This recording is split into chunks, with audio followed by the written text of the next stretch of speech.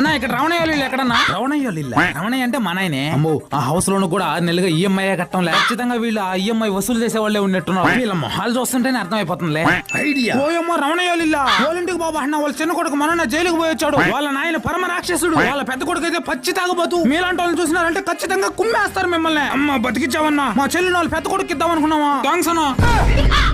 నేనేనన్నా వాళ్ళ పెద్ద కొడుకు. నేను చెప్పింది అన్ని అబద్ధాలే అన్నా.